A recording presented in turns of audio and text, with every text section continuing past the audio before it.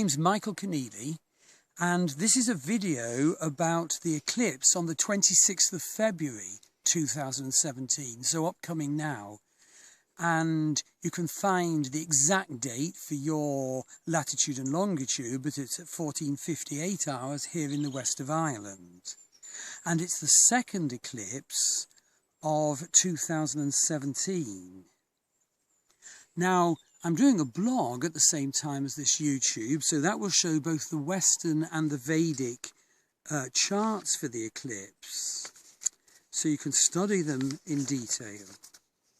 So the big thing is that there's a huge pile-up, and so in Western Pisces, amazingly, we have Mercury, Ketu the South Node, Sun and Moon obviously, because it's a new moon, Neptune and Chiron. So many planets in Vedic Pisces. But in the Vedic chart, using the sidereal zodiac, basically it's Sun, Moon, Mercury and Ketu in Vedic Aquarius. In fact, in Shatabishak Nakshatra, which is quite a difficult nakshatra, but is all about the healing of our wounds. Now, what I want to say is that it's quite complicated and there are some quite violent parts to the planetary energies. But in my opinion, this eclipse will not produce violence in the world, but in those who are open to healing, great healing opening will come to them. You know, I'm dealing with various people who have Shatabishak planets, you know, around the world, and my opinion is that the eclipse happening on top of their moon or whatever, in their case, won't be the disaster that certainly can be. To have, you know, to have an eclipse on your moon, sun, or ascendant can mean like the fall of kings, but in their case, will open the way to the, you know, the dam burst of their latent healing talents. Now, let's just go through some of the features of this eclipse. So basically, it's a new moon. Now, new moons, and this is important, are always times for sort of withdrawing from the world and thinking about healing as well. And so it is wise to keep the day before, the day of the eclipse and the day after, sort of free in your diary, if possible. Because eclipse energies always affect the mind, especially if you have planets in the area of the eclipse. And secondly, I think it's a sensitive and spiritually very open time now at the time of this eclipse and around this time. The reason I say that is because Saturn crossed the Gandanta point on the 26th of January. Now, the Gandanta point is a Vedic astrology concept of immense power and importance. It's the transition point from a water sign to a fire sign. And so Saturn crossed from Vedic Scorpio to Vedic Sagittarius. And Saturn, in my opinion, is still somewhat affected by being in the Gandanta place, which is open to the void, open to knowing that this world isn't the ultimate truth. And planets in our birth chart in the Gandanta often have the guts taken out of them, the solidity taken out of them. If Sun is there, Father won't have been there for you. If Moon is there, Mother won't be there for you.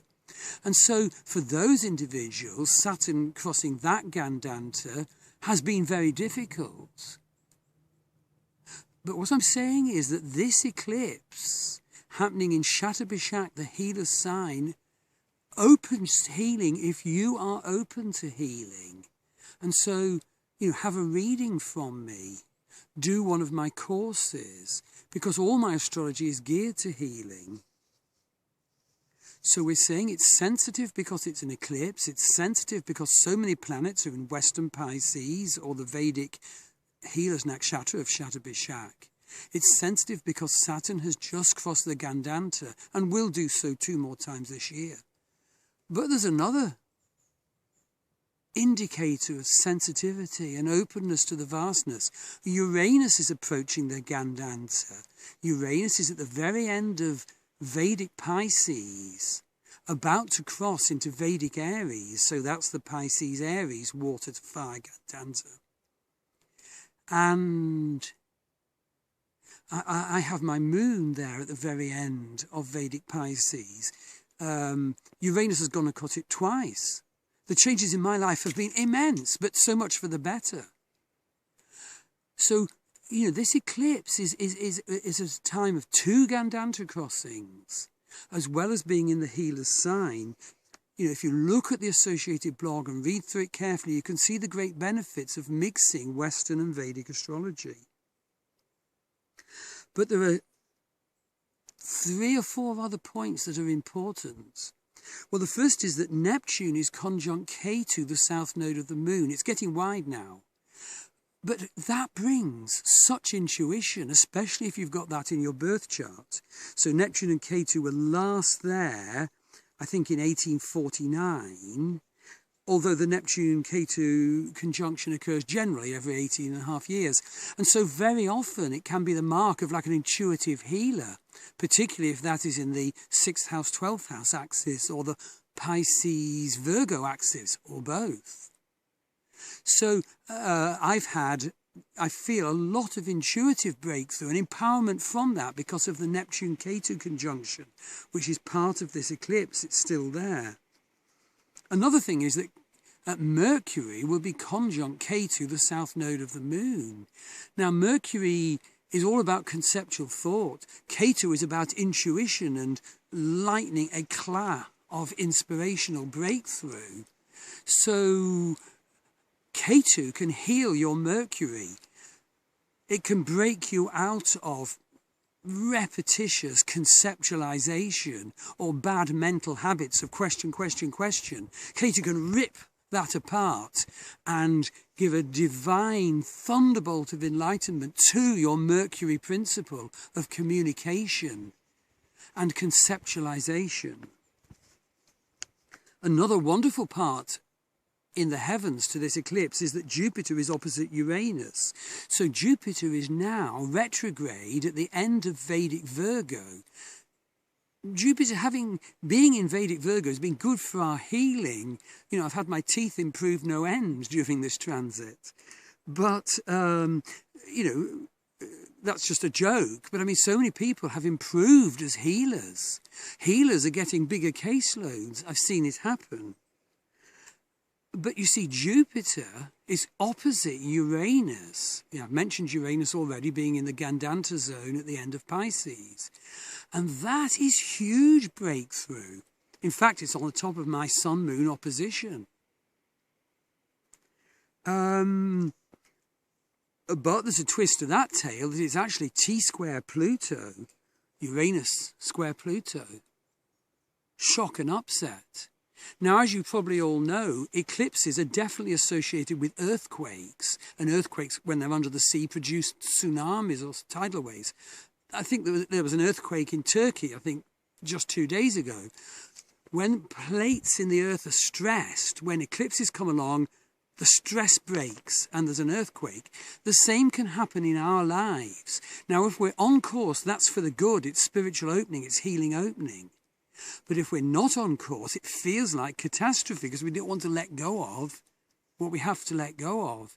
And often the people in our family can be hurt, because we're following the wrong patterns and we brought some sort of disaster or bad event, and it manifests as an eclipse. So people who aren't on the right course can bring real bad things if that eclipse is on their ascendant sun or moon.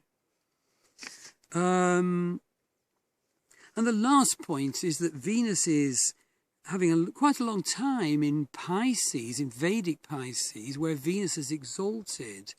And so I think that, there's more opening for love. But of course, Mars is there too. And actually, my feeling is that Venus isn't entirely comfortable with Mars, because Venus likes more gentle things and Mars can be very abrasive and irritable. And so, you have to sort of watch it if you think, oh, I could benefit from the exaltation of the planet Venus, but just watch that the negative side of Mars isn't coming along. So have a look at the blog. See how the chart for the eclipse compares to your birth chart. See how these great benefits in this eclipse could be identified and helped along in your life. Make this eclipse an opportunity for healing and breakthrough. Some people I'm working with now preparing for it, I know that the person is going to sort of flower as a healer. I know that the Mercury habits of conceptualization and communication of that person will really, really, really sort out because of this eclipse on top of their Mercury. So, have a look at my courses and readings, and I hope to hear from you. Thank you.